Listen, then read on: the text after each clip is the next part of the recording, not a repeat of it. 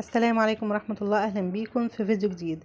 النهاردة هوريكم شوية دواسات للمكنة. الدواسات دي بتساعد على تسهيل الخياطة، ولو بركب قطان، بركب سوستة، عايزة اسيب مسافة بين اللي هي بتبقى على حرف القماش ديت برضو. في دواسات كده بتعمل لي كل حاجة في الخياطة. الدواس اللي في ايدي دوت بتاع الكشكشة، لو عايزة اعمل كشكشة في القماش بستخدم الدواس دوت. في دواسات تانية اللي انا ماسكاه ده البرامة، هصوره لكم من قريب دلوقتي.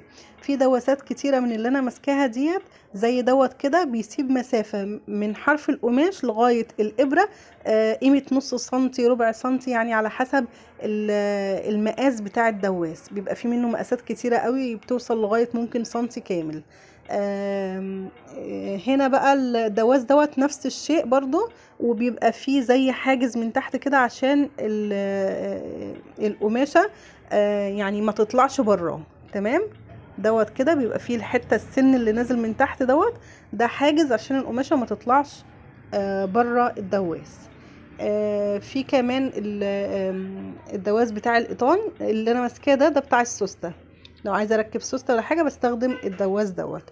وفي الدواس بتاع القطان بيبقى دواس كله سليم، اللي هو ده اللي انا ماسكاه، ده بتاع القطان، بيبقى فيه بس خرم في النص كده وفتحه من الجنب. ده ده بيتعمل فيه القطان لو انا بركب قطان على القماش. تمام. معلش لو التصوير مش واضح قوي، لان انا كنت في المحل وبصور، فمش عارفة يعني اتكلم مع صاحب المحل اللي بشتري منه الدواسات، بطلب منه الطلبات واصور في نفس الوقت. ده بقى البرام اللي انا ماسكاه في ايدي دوت، يعني هحاول اصوره لكم. شايفين شكله؟ القماشة بتخش تلف في الحتة الملف ديت، وبعد كده انا بس بعمل اول حرف القماش، وبعد كده هو بيسحب بقى القماش ويلف ويبرم القماش مع بعض، وبيعمل لي التانية اللي بتبقى على حرف القماشة ديت. تمام. بس ده كان الفيديو بتاعنا النهاردة. ما تنسوش لايك وشير واشتراك في القناة، والسلام عليكم ورحمة الله.